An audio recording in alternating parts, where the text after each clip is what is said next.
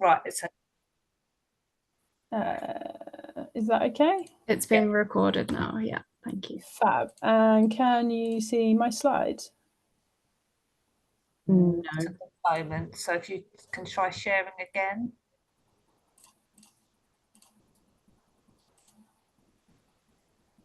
And now? Yes, thank you. Great. Is that on full screen? It is Yes. now.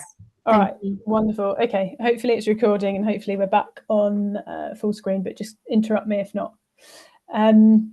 Great. So as I was saying, I think this is a collaboration of lots of different organisations with the aim of a self-sustaining population of storks at the south of the UK. That has involved releases, and I'm going to talk a little bit about the methodology we've used and why. Captive bred releases for about 5 years now, and we're using storks as a bit of an emblem for nature recovery, and I'll explain more about that too. So first of all, why this particular species? Aside from the kind of stories and then threaded through our folklore, there is archaeological evidence of storks in the UK. The last breeding record, we think, is actually all the way up in Edinburgh about 600 years ago. But they are a large, easily recognisable, charismatic species that you don't need a fancy pair of binoculars or a fancy camera to identify. Anybody of nearly any age can identify a stork, and we often describe them as a bit of a social keystone species rather than an ecological keystone species. And that meaning they are a species that can really get people engaged in nature. Everybody loves looking at white storks and seeing them, and from there you can start to have the conversation about the habitat that needs to be of good quality to support a white stork population. And you can really encourage people to think about and learn more about birds by being attracted to this very charismatic species. Specifically, where I'm based, mostly at Knepp, at the Knepp estate in Sussex, I think it's important to highlight that just down the road from Knepp there's a town called Storrington. That's understood to mean homestead of the storks in Old English, and as that picture on the left of the screen there shows, to this day the village has a pair of storks as its emblem proudly displayed in the centre of the village there. And the history suggests that there was once a thriving population of storks nearby to that town. So it used to be surrounded by wetland, which was drained for agriculture, and that would have been perfect stork habitat. So storks declined across the UK, we think, for the same old story really. Habitat destruction, as I mentioned, specifically wetland drainage, and hunting as well. There are examples of storks appearing on medieval banquet menus and things like that. And they declined across Europe until reintroduction programs started from sort of the 50s, 60s onwards, really, in Portugal, Poland, Sweden, Spain. And we've learned from the methods of all those different reintroductions, and really we've kind of copied what they've done to be successful. So a little bit about their ecology. I'm sure many of us will know much of this already, but I'll go through some of the highlights. White storks are a really social species. They're a gregarious species. They like to nest close to each other. Typically, they will come back to their same nest year after year, and typically, you'll read in the literature as well that a bonded pair will mate for life. Now at Knepp, our project started in 2016. We didn't get breeding until the year 2020, but it's been quite interesting. We've found that there has actually been a fair bit of partner swapping, I would say, particularly with the young birds. So they're not always mating for life kind of strictly. I'm sure we would imagine that to be the case. But we do find that if a pair has successfully reared some chicks, they're quite likely to stay together, and they're quite likely to stay on their same nest as well. The nests themselves are fascinating structures. They can weigh up to a ton. They put them together in such a surprisingly fast amount of time. We've had a couple of nests completely blown out of the tree in winter gales, and they typically start rebuilding in sort of February time. They can put the bulk of the structure together in 10 days to 2 weeks or so. They can do it really quickly. And at Knepp, we've done quite a lot of analysis on the nesting material. They're using mostly those scrubland species that you would expect. A lot of blackthorn to start it off because it's spiky and catches a lot of the other material. Hawthorn, willow, and a lot of oak, hazel as well. thousands of sticks to make up the bulk of the nest, and then they replenish it and rebuild it throughout the breeding season too. So storks reach maturity at about 3 to 5 years of age. They can live for up to 30 years, and typically they'll have 5 eggs, and rearing 3 or 4 young would be a really good number per nest. And like many species, you see the more experience they get, typically the nests tend to be more productive. So in their first year, they might lay a couple of eggs and not produce anything, but the next year they might have a chick or two, and that tends to increase. And we've got quite a good amount of data on that. They take 33 days on average to hatch, 33-day incubation, and then they take anywhere between about 65 days to, actually we've had storks pushing in nearly 80 days before they fledge. So they can be quite lazy in the nest. They don't seem that keen to fledge straight away, which is really interesting. And they do, like that picture on the right is showing, they do those exercises where they kind of jump up and down for quite a few weeks, just exercising, building their muscles before they actually take their first leap, which is lovely to see. They're one of the highest flying birds in the world. They can fly, they've been recorded just under 5 kilometers above the surface of the earth, and they take part in these amazing migrations, which I'll go into shortly. And although they can fly very high, they've got, we think, really good eyesight, and interestingly, a really good sense of smell. There was a study at the Max Planck Institute that showed that storks can detect the smell of grass being cut from over 20 kilometers away. They change direction rapidly when they were smelling. They think they were smelling either the grass itself being cut, or of course the insects that are being trapped in ploughs and grass cutting, because they are highly opportunistic carnivores. So the food of choice at NEP appears to be earthworms, but they'll absolutely take any invertebrates they can. So we've recorded them eating slugs and snails. We've even recorded them catching butterflies, but it's more beetle, insect, larva, earthworm that they show a strong preference to, as well as grasshoppers, crickets in summer, obviously, things like that. But they absolutely will take larger food items too. We think one of the reasons that they're so successful at NEP is because of the 20 years of rewilding, the 3,500 acres that hasn't had pesticides or fertilizers on it for decades now, and that thriving abundance and diversity of insects. We think they're doing really well there because of that. But if there isn't such an abundance of insects, they absolutely will take small mammals, amphibians. They'll take fish, but they're not a specialist fish feeder. They're not that good at catching them. And anything else, really. They'll definitely take carrion as well. Now, this adaptability has led them to finding landfill sites, particularly across Europe. And again, I'll come on to their migration shortly, but it's been really interesting. Over the last few years, storks have found their way to landfill sites where there might be exposed organic material from households, from restaurants, and so on.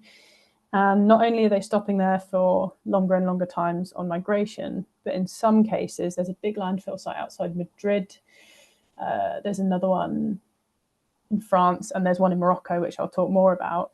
But the storks are actually breeding there. So they're staying there and breeding there all year round. Something particularly interesting that's come out of that is this hasn't been going on for very long, but the storks that started breeding on those landfill sites and were eating on those landfill sites in Spain all year round, as soon as they had chicks, they switched their behaviour and they started foraging outside of the landfill site, and they started eating insects again until the chicks were nearly at fledging age, and then the parents switched back to eating off the landfill. So it's fascinating. I think we're going to learn a lot more about their behaviour and their diet, but there's this intrinsic awareness that food is not necessarily of high enough quality for a developing chick. But yeah, as I said, much more to learn about that, I'm sure. On that note, last year we had a fantastic research student, Sheniz from Brighton University, who spent a great deal of time with us at NEP collecting stork pellets, regurgitated pellets, to help us learn more about what it is that they're eating. As I've just said, we know that they show a preference from worms and beetles and grasshoppers from observation. And we have a team of 40 dedicated volunteers that go out and literally observe stork behaviour for hours and hours on end at NEP. But we want to learn as much as we can and really scientifically analyse what they're eating. And Sheniz did an amazing job. Her research, I believe, is just about to be published. And she discovered a lot of what I was just saying just there, a few pellets, and we gave her hundreds of pellets actually. A few of them contain mammal bones. I believe that is a field vole jawbone in the picture there. But most of them were packed with insect larvae, beetles, and exoskeletons of various invertebrates. That second picture at the bottom is a hairband, and storks, sadly, like many birds and other animals, will mistake plastic waste for food. On landfill sites, we know that they are dying due to eating rubber bands, and even at NEP, that can happen. So that particular stork, Shennis found, had ingested a hairband, probably mistaking it for something like a worm. But that's a really, really interesting piece of research that came out of last year. And this year we've worked with 3 more university students from different universities, looking at all different aspects of stork behaviour and ecology, and we're looking forward to their research papers being published too. So how did the reintroduction at NEP and as part of this project actually work? I'll briefly talk through the methodologies we used. So I think I've mentioned already, but the project started back in 2016. I wasn't around then, but or wasn't part of the project then, I should say, but the staff who were involved actually went and visited reintroductions in different countries, including Sweden. And we've copied the methodology that those reintroductions found to be successful. The first phase was all about re-establishing what we would describe as a static colony, a colony that does not migrate and doesn't move away from NEP. And in order to do that, we brought over injured birds from Poland. So these came via Warsaw Zoo. Sadly, they had injuries in the wild. Some of them were as violent as collisions with trains, would you believe? Lots of them had collisions with electricity pylons. Some of them had collision with other traffic. These wild birds might have had such significant injuries that a whole wing had to be amputated. And if you look closely at the picture, particularly the birds on the left, you can kind of see the damage that, as you can imagine, is never going to result in a flying wild stork. So Warsaw Zoo, Poland did an incredible job of rehabilitating these wild animals. And then they were brought to Cotswold Wildlife Park, where they have also got a static population of white storks, and they're a very important partner in the project. And some of them were brought over to NEP. I believe it was just under about 40 birds were brought to NEP, and they were kept in a predator-proof 6-acre pen, which I will show you in a moment. And that was really the start of the project, starting with a nucleus, a static population of birds that would hopefully draw in wild birds, because every year we get storks crossing the channel, looking up and down the south coast, not seeing any evidence of other storks, and then going back across to Europe. And it worked. So we had, I believe, a stork from Germany and an unringed stork, which could have been from anywhere, join the colony in that first couple of years. Here's the video. I hope it's playing. It hasn't got a sound on. Now, if you look at the right, you'll see essentially a massive aviary with storks on the ground. So that's where some of the non-flying birds were kept. And you can kind of just see the perimeter of the pen. So they've got this really lovely, it's a really nice place to be, actually. The bird life there is amazing. We get turtle doves, kingfisher, cuckoo, nightingale, all in the pen and around the pen. It's incredible, as well as amazing birds of prey. It's a lovely place to work. So this is what it looked like a few years ago. Lovely wetland in the middle, mature woodland as well. This is kind of perfect stork habitat, really. They are birds of wetland and they like the grasslands as well. But of course, they're nesting in those tall trees. So I might play it again. That's the first stage of the project, was those bringing over those injured non-flying birds. So the second phase, some of those birds had injuries that they would never be able to fly again, but some of them were able to recover and eventually be able to fly again. So the second part of the project was about bringing down that aviary part, so releasing the birds that would eventually be able to fly again, but establishing what we would describe as a hefted population of flying birds that probably would never migrate. And again, that was copying methodology from elsewhere. So that's why at the moment at NEP at this time of year, most of our birds have migrated, but we've got a population of about 20 birds that will never migrate were injured, recovered, but can fly, but probably aren't fit to fly, not as far away as Africa at least. So that was kind of the second phase. And the third phase is where we are now, and a really lovely part of the project, because we've got our non-flying birds are now doing well and breeding. I'll talk about that in a moment. We've got our hefted birds that are all settled and hopefully bringing in wild birds eventually. But we've also got this really nice breeding colony. I'm going to say establishing colony. I'm not going to suggest that it's established. And we've enjoyed a little bit of success with that. So in terms of numbers, as I mentioned, the project started in 2016. It took about 4 years for the birds to settle and actually start breeding. We had 4 chicks fledge from, just focusing on NEP for now, but we had 4 chicks fledge in the wild at NEP across a couple of nests in 2020. And then if we skip forward to 2023, we're up to 26 wild storks fledging. And this year was really wonderful. We had 53 wild chicks fledge across 19 nests. So lots of success to celebrate and lots of stories that was really, really exciting with us. So as part of the project, we obviously collect a huge amount of data. I've mentioned that we collaborate with various universities, and we're always encouraging and welcoming any students who want to conduct research on pretty much any aspect of stork behaviour or ecology. But alongside that, we do a lot of our own data collecting. So first of all of the birds in the project are ringed under licence from the BTO. So that photograph really nicely displays the unique blue Darvik ring on the left leg, and there is a metal BTO ring on the right ankle as well. We ring the young when they are between about 45 to 55 days old. You need to make sure that you get up there at the right time where they'll still play dead when you go up there to ring them.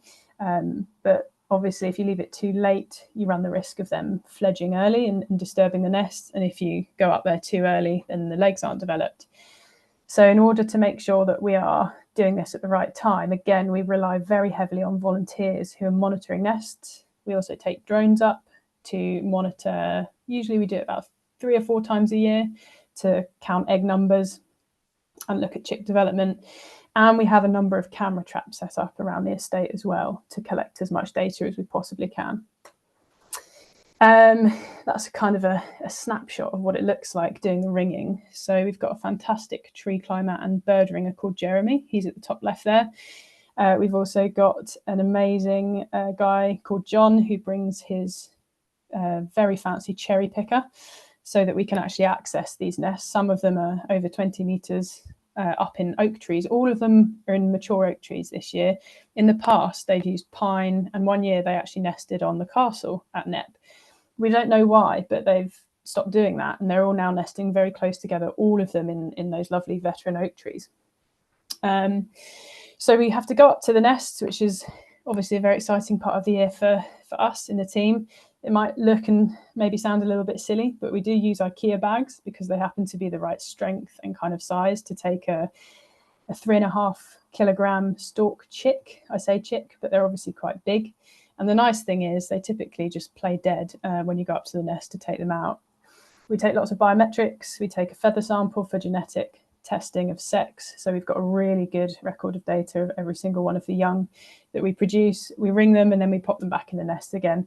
And the parents are very obliging. Usually they sit on a neighbouring tree and just watch us. And I think because we've done it for a few years now and nothing bad ever happens to the young, they don't seem too disturbed. They kind of get the deal that we'll go up there, we'll do it quickly, and then the young will be back and nothing bad will have happened. So it's quite a nice part of the year for all of us in the team. I've mentioned the camera traps. We've got fantastic volunteers that spend hours and hours going through camera trap data. So we learn a huge amount from that ringing. We learn a huge amount about the movement of the birds. Obviously, if they're photographed in France, in Spain, even in Morocco, we can piece together their movements. And then when they return back to us at NEP, which I'll talk about in a moment, we have a lot of data supporting how far they've been away from us and where they go, and piecing together those stories thanks to volunteer-led camera trap project. We also GPS, we satellite tag our birds. So not all of them, of course, partly because it's extremely expensive and partly because you wouldn't want to put a satellite tracker on every bird. We only do it on the kind of strongest, fittest, healthiest birds, and we partner with the University of East Anglia for this. The satellite tracker, you can kind of see it in a couple of those pictures, particularly the top one there.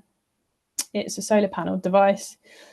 We put 9 on this year, so typically we put between 8 and 10 on our birds, relying partly on funding. And we've learned a huge amount about their migration, which I'll talk about shortly. And we've learned a huge amount about their behaviour as well. So to go into it in a little bit more detail, these are from the 9 satellite tags that we deployed this year. The green crosses are the area of last transmission, and sadly we know that at least 2 of those birds have died. One of them, the one on the furthest right in Spain, was on a landfill site, and we've not been able to determine exactly what caused death yet, but we do know that it died at a landfill site, which is obviously a great shame. We also know that 2 of them have not migrated this year, which isn't necessarily unusual, but most first-year birds absolutely will migrate. And actually this August, from the start of August onwards, really, we had really interesting behaviour where the flock of over 60 birds, 60 young birds from this year, were moving up and down the south coast, as you can see from those tracks on the map there. They went all the way to Kent first, and then they went all the way over to Devon and Cornwall, and then most of them came back to Knepp, and then a few days later crossed the channel, half of them leaving at Eastbourne actually, and half of them leaving over kind of Dover, Calais way. But as you can see, if you look closely at those green crosses, some of them were left behind and are still in Devon and Cornwall. We've got GBR8 over in Devon at the moment, who's photographed all the time, and the locals are really enjoying seeing that young male, and GBR7, who's further away in Cornwall. So they were possibly just left behind. But the nice thing is, next year, we've had storks do this before, and in their second year, they do often find the rest of the flock and then migrate, which is really interesting. Our storks so far haven't gone any further than Morocco. So storks that take this flyway, as you can see, go typically they want to cross the channel at the narrowest point. It's very energetically demanding for a large bird with a nearly 2-metre wingspan to flap those wings. So they rely on thermal formation. But as you can see, not all of them get it right. So they go up and down the coast looking for the narrowest point, and then sometimes they're blown off track. Sometimes they just make a bad decision, and sometimes they get away with it and it's fine. But they don't like large crossings of water. So they go down to Strait of Gibraltar and cross there. And what's really wonderful for us, I'll talk about that in a second, is we've had a few of our storks from this year be photographed over in Morocco, including one of them that's got a satellite tracker on, so we can watch their journeys really closely, which is fascinating for us. I mentioned that the ringing is very, very quick, just 5 minutes or less, and the stork can be done. But deploying the satellite tracker, you have to stitch it on with bits of fabric. You sew the bits of fabric to each other, obviously not to the bird itself. It's quite tricky, and it takes maybe 20 minutes or so. So we put a little hood on the stork to make sure they are nice and relaxed. I've got a stork on my lap in this photo, and I think it's this photo where the team are laughing at me because I think it might have been one of the first storks that I was part of the team for the satellite tracking, and I was quite nervous about its neck getting very floppy and its head feeling very floppy, and all of a sudden it was making a really odd noise. And I said, I don't feel comfortable with this. Can we check on the bird? I don't think it's okay. And my colleague Aldina listened very patiently and said, Laura, it's snoring. It's fallen asleep. It's absolutely fine. And I didn't realise just quite how relaxed they are when you put a little hood on them, but they don't seem to mind it at all. And just like with the ringing, they take the tags incredibly well, and behaviour is perfectly normal as soon as the tag's been deployed. So on to the maps a little bit more. If you are interested and want to find out more about where the storks are going, as of last year, we partnered with a wonderful company called Ace Nature, who have taken all of our satellite tracker data and they take it live and they've put it on a map that's available to view for free on our website. So you can look at the individual birds, and you can even find out stories about the individual birds and what they looked like when they were chicks in the nest and all that kind of stuff. And you can track exactly where they are using the map. So if you're interested in that, do feel free to have a little look. One particular story that was very nice from me last year, I was looking at our tracking data, which typically I do in the evening. I'm usually out in the field throughout most of the year, most days. And I typically get home and get on my laptop and have a look at whatever data there is to have a look at. And this particular bird, I was watching the journey. You can see it's just a perfect migration route that it's taken. It's crossed at all the right points. Stopping, those dots are where it stops for days, sometimes a bit longer, but usually they only stop for a couple of days, probably to refuel, or perhaps conditions weren't right. And as I'd noticed that this bird had crossed over into Morocco, at almost exactly that same time, somebody pinged up on, I think it was Facebook, and said, I've just taken a photo of one of your storks. I think it's from your project. And I got into this dialogue with a gentleman over in Morocco who I had to use Google Translate to chat with, but he gave me loads of information because I was obviously fascinated to learn about the habitat and what our storks are doing over in Morocco. And this is what he told me. He said, your stork is on a marsh that receives a lot of migrating storks in a place called Kenitra. There's a river running through the town. I'm going to show you some photographs he sent me. There are fields and unploughed land, but most of the food is provided by the waste disposal centre. Household waste, restaurants, kitchens left over from the poultry industry, and so on. For migration, there are some storks that stop over for just a few days. There are tens of thousands that pass through and stop for longer. And he sent me these absolutely fascinating photographs. The photo on the left showing storks mixing with flamingos.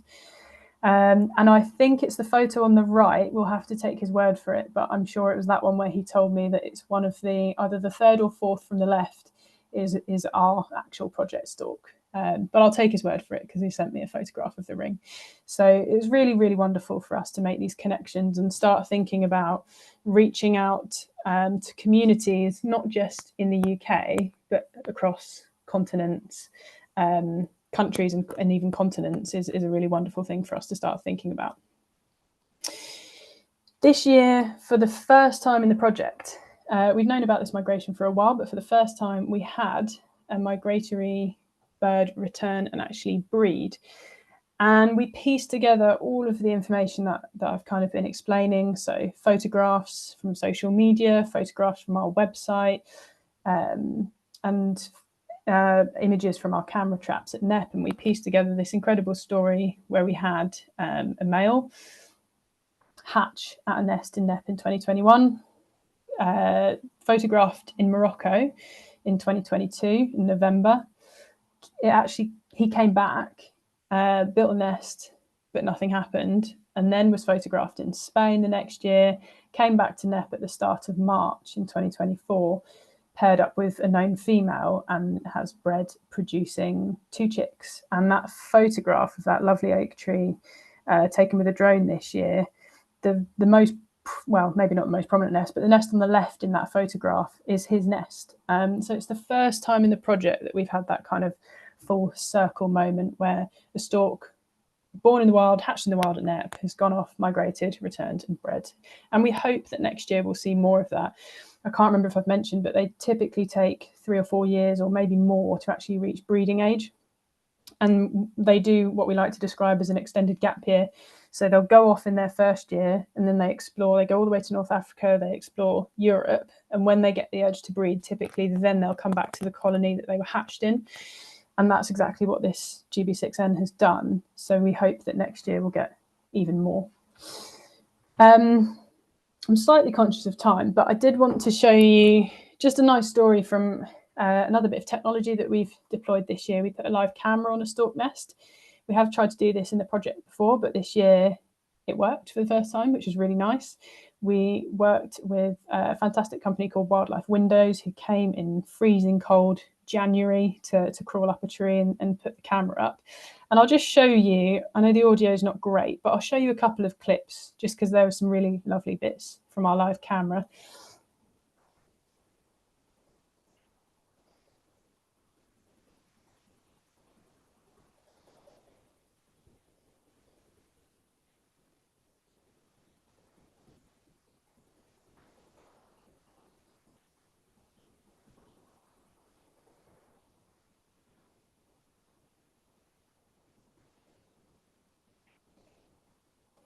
quite hard not to anthropomorphize a little bit, but that was the male.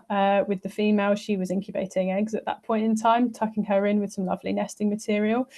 This is when we had our first hatching, I believe, on this quick clip. So this was an exciting moment for everyone.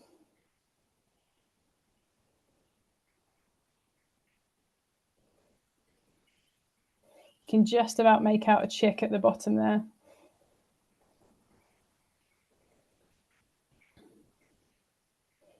Also plastic in the nest, that's a dog waste bag. So they line the nest with, as you can see, hay that they've nicked from the stable, which you can also see in the corner of the video, but any plastics as well.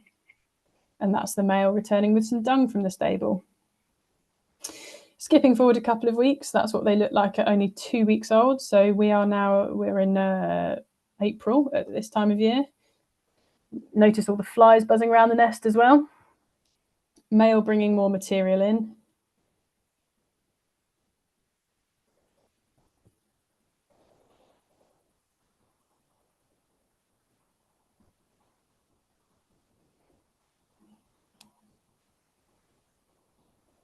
Notice the feather that was displaced.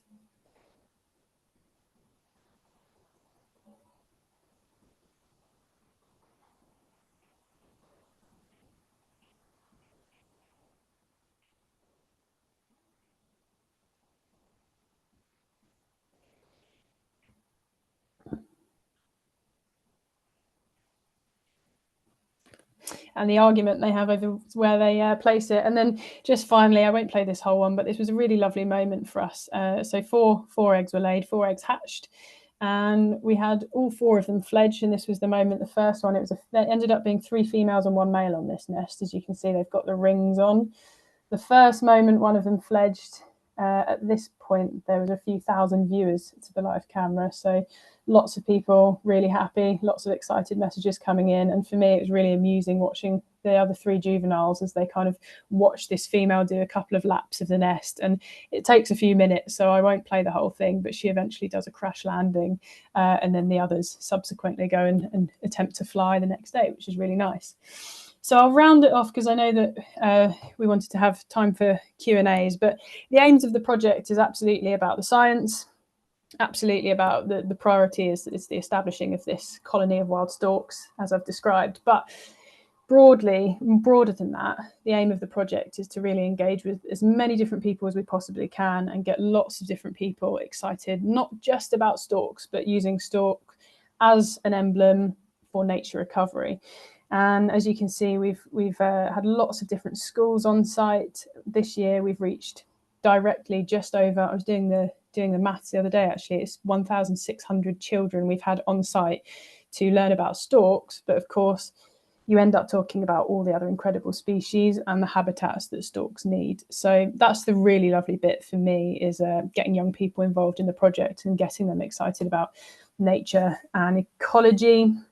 We've had all ages from 4-year-olds right up into university students, and we're partnering with some local colleges and high schools that are working really closely and even come onto site and help me do things like data collection, which has been really a priority for the project and something that I've been really happy with. So going forward, our plans are even more of this, more public engagement, more community connection, as I mentioned, not just across this country, but hopefully beyond. And we've got lots of exciting plans for that in 2025. Continuing to learn as much as we possibly can about our developing colony and continuing to share as much information as we possibly can too. So I think hopefully we're okay timing wise, but I think that's it from me. And if there's time and any questions, I'd be really happy to answer any. Thanks very much for listening. Lovely. Thank you so much, Laura. It's so interesting, especially the videos. They're great to watch. And it's very difficult not to anthropomorphize them a lot. They're such funny birds, aren't they? So full of character. So I will just start by asking some questions that we've got in the chat. So Aisha said that 5 kilometers above land, wow, can't they crash into aeroplanes? I don't know if there's records of that happening. I don't think there's any records of that, but actually it's a really, really good point. And for example, we have airports near us, and we're not that far away from Gatwick. So if we ever have large flocks of storks that are moving towards Gatwick, I contact Gatwick just to let them know, and I contact the local airports too. And we've got a no-fly zone around where the storks are, and where they're flying. So it's absolutely a valid point. No records, as far as I'm aware, of them actually colliding with airplanes, but it's something that we do consider. But what they do collide with a lot is electricity pylons, particularly when they're young. So yeah, definitely something to consider and be aware of. Right, yeah. And Ben has asked, if the storks fly so high, why are they so reluctant to cross the open water from the UK to Europe? Any theories? Oh, it's all about they're gliders. So I think I mentioned, but it's really energetically demanding for them to flap their wings. So they just want to get on a thermal like a glider plane and stick their wings out and glide and not even flap. And thermals don't form in the same way over water as they do over land. So it's a lot easier to glide over land masses than it is water. Right, that's so interesting. So Jeanette's asked, what is the average number of eggs laid, I presume, per year, and how many will hatch and survive? Yeah, great question. We're collecting more and more data, and I think we'll get a more accurate data set each breeding season. We had just over 90 eggs this year and 53 fledge. We kind of came to the idea of about 50% egg to fledge rate in our colony is what we're working on. So about 50% egg count to fledging. In terms of per nest, storks lay typically up to 5 eggs, and usually they don't all make it, just like many species. For the first time this year, we actually had one nest produce 6 eggs, which is very, very unusual and quite indicative of good health in the colony. But I think I did work it out actually recently. I think our average nest fledge is 2.5, 2.5, something like that. So yeah. And is 50% a good, or is it, do you know how it compares to? It's about standard. So I've not done comparison of many colonies because, of course, across the continent, many colonies are much more established than ours. So I'm not sure how helpful it would be, but I think 50% is about right, about average. Right, okay. So Maria has asked, is it that a few storks nest on the ground while most nest in trees? Why do some choose to nest on the ground? Oh, that's a great question that I didn't actually make clear. Thank you for asking that. So the ones that are nesting on the ground are the ones that are injured. So they're those original birds over from Poland that can't fly. So they're kept safe in that 6-acre predator-proof pen. And it took them from 2016 until 2023 to actually settle and pair up and breed. And we've now got 9 nests on the ground from those original birds. But the only reason they're on the ground is because sadly they've got one wing, so they can't actually fly. But it was a massive success for us. These birds were injured in the wild, and it's kind of sad to think about, but some of them might have had partners and been breeding in the wild and then had this huge trauma, were brought over here, and now they're just settled and they're breeding again, which is amazing for us. Yeah, that's a lovely story as well for Nap to have. Just looking for the next question, sorry. How can people watch the live videos? It's on YouTube. So I've turned it off for the winter just because we needed to do some maintenance on the camera, really. So I'll turn it back on in February. But if you search White Stork Project on YouTube, I've put all the best clips up there, so you can catch up on all of last season's action. And then I'm probably going to turn it back on again live. Yeah, end of February is typically when they start rebuilding and mating and all that kind of stuff. It's free to watch. It's got a little microphone on it, so you can listen to them and all the sounds of NEP in the background as well. And it'll be on 24/7, apart from when the internet fails, which does occasionally happen. Oh, that's great. Well, I think you'll have some more viewers this season. What was the dung for? Is it for nesting or snacks? What, the male bringing the dung in? Yeah. I think he was just trying to line the nest. So they use all sorts of different material, and different nests and different individual birds clearly have a preference for different material. So They typically will line it with grasses and leaves, dried leaves, and make it nice and soft for the eggs and the chicks. But sometimes you do get really odd things in there. We had one nest where the male really wanted to bring lots of plastic in, and he brought various items, including a tree guard. And in that particular nest, because they're quite close to the stables, he's bringing in lots of the straw and hay from the horses, but also the dung as well. So yeah, just attempting to make the nest nice and cozy there. I guess it's the dung's quite a lot of hay anyway. So yeah, maybe he's trying to waterproof the nest with the plastic. Yeah, it could be. Just looking for the next question. Are there any problems with wind farms? Across the continent, yeah, I think so. None that our storks have encountered so far, but migratory birds, obviously, wind farms are a big issue, and there's lots being done in various different places. Some areas are fantastic at turning the turbines off when they know that flocks are coming through, and fortunately things seem to be getting better in a lot of areas for that kind of thing. But so far as I can speak for our colony, no issues so far. Right, okay, well, that's good to know. And Graham asks, how far will they spread in the UK and how long will this take? Have we enough wetlands in the UK for success? We'll find out. So a big part of the project is working with other organisations that are doing a lot of habitat restoration. So as I mentioned, I think the reason why it's been so successful at NEP is 20 years of rewilding and 3,500 acres. So they've got a nice expanse of land. But we're working, so this project comes under the NEP Wildland Foundation's NEP's charitable branch, and really a massive chunk of work for that foundation is something called the Wheels to Waves project, which is a 100-mile corridor across Sussex looking at habitat restoration, nature recovery in all kinds of different forms, not necessarily rewilding, but improving quality of habitat for all sorts of different species, including a river, including wetlands.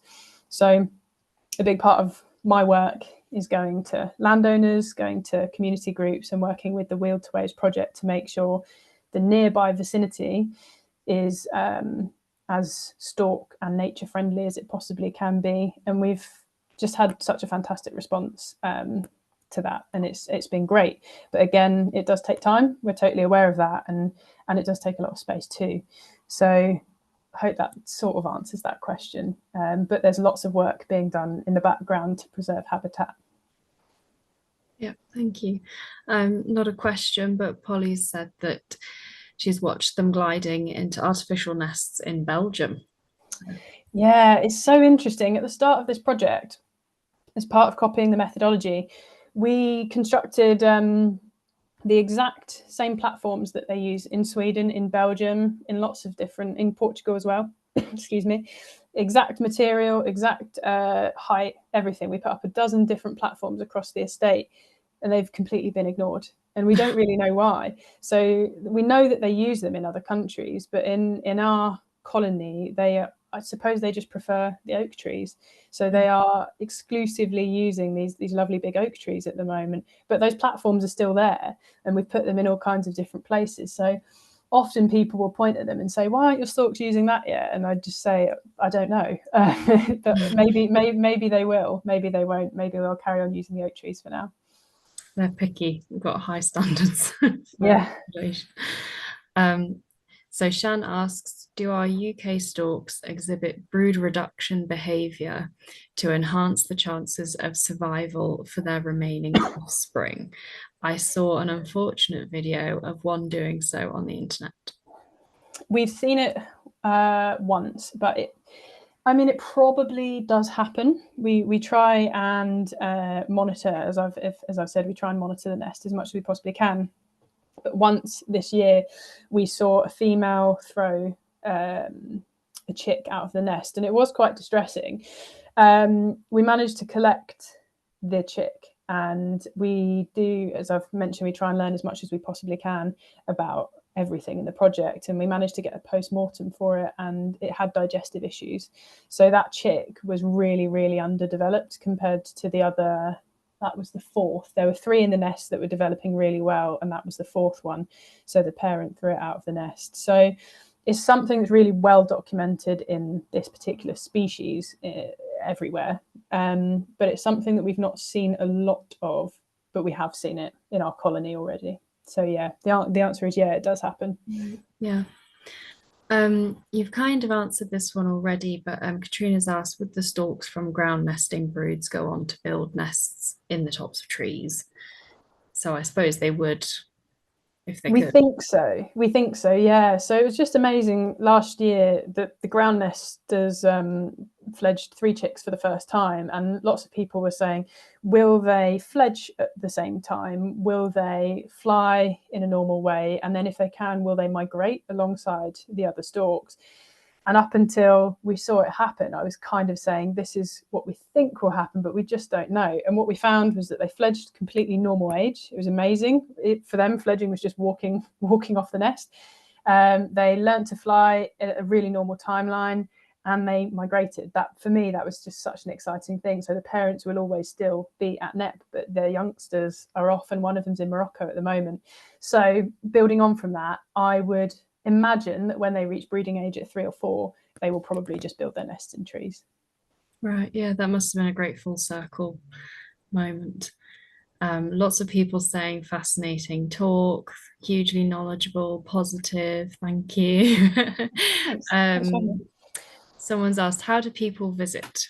I think you can visit NEP, can't you? Yeah, you absolutely can for free. So there's about 16 miles of public footpath, which is absolutely free. You can come visit it any time you want, free car park. You can walk around, and you're very, very likely to see storks from really not anywhere at NEP, but if you go there and you ask anyone, where will I see the storks, they'll point in the right direction.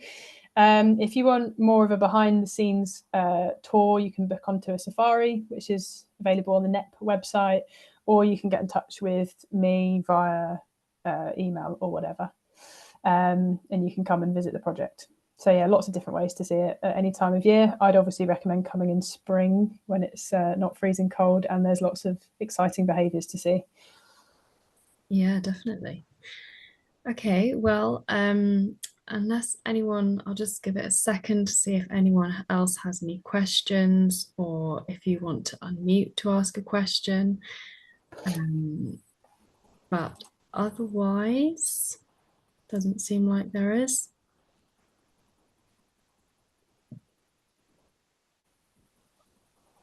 Someone asking when, I presume maybe when to visit. I'd visit, you can see storks any time of year, but of course the breeding time, they typically return from migration end of February towards mid-March, but it does vary slightly.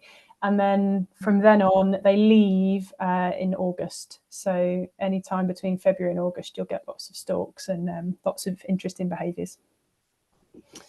Thanks so much for having me. Thanks for your time, everyone. That's all right. Thank you so much, Laura, for a really interesting talk. Thank you everyone for coming, and apologies for any technical difficulties. Yeah, I definitely want to come to NEP very soon.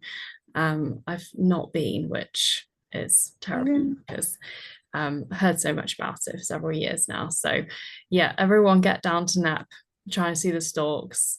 Have a lovely rest of the evening, everyone. And thanks again, Laura, and hopefully see you soon. Thank you. Bye. Okay, thanks everyone. Bye. Thank Thank you. you. Bye. Bye. Bye. Bye, everyone. Bye.